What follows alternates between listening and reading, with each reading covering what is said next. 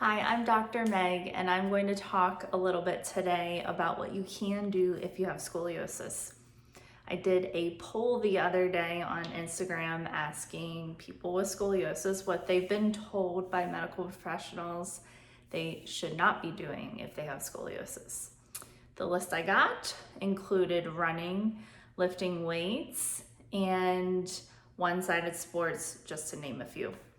And for me, having scoliosis myself, I was very frustrated when I started out my journey with scoliosis by the number of things I was told that I shouldn't do or can't do. I don't like being told that I can't do something.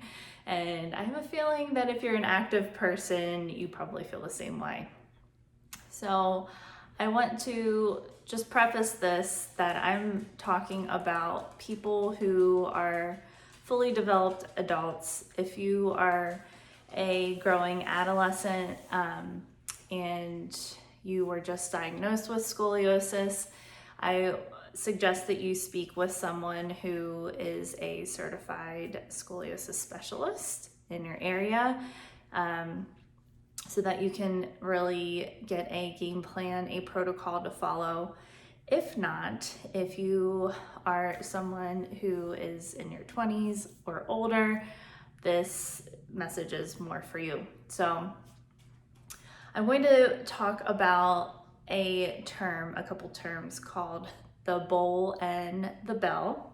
And these terms are things to keep in mind if you are doing any sort of activity such as weightlifting, Pilates, yoga, running, all of the things that I was talking about earlier.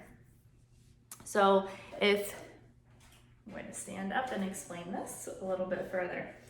So the pelvis, I am describing as a bowl. So if you imagine a bowl that's filled with some sort of liquid, you want to make sure that your bowl is level. You don't want the bowl or the liquid to spill out the front, and you don't want the bowl or the liquid to spill out the back. You want the bowl to be nice and level here. And then for your trunk and your rib cage, I want you to imagine a belt, like an old timey belt that has a flat bottom and a rounded top. And you want the bowl and the belt to stack on top of each other evenly, and you don't want the belt to flare forward and stick out that way, that direction, and you don't want the belt to flare out to the back. You want the belt to stack directly over top of your bowl.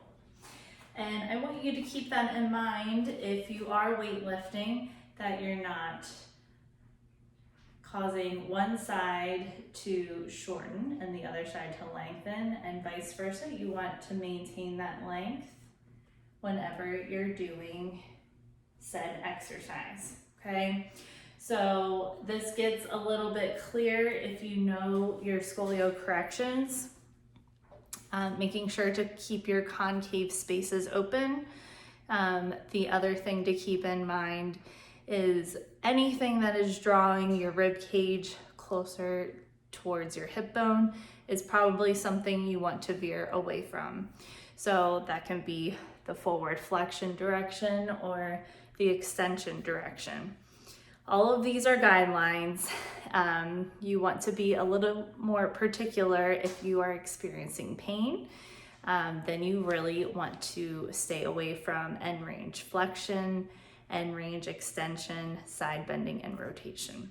So pretty much keeping and sticking within a neutral spine unless you are being guided by a professional specialist in scoliosis. I hope that you found these tips helpful and you're encouraged that there are plenty of things that you can do with your scoliosis. Staying active being the primary goal for anyone that has scoliosis, because the stronger you are, the more supported your spine will be and the more you'll be able to move with grace throughout your life.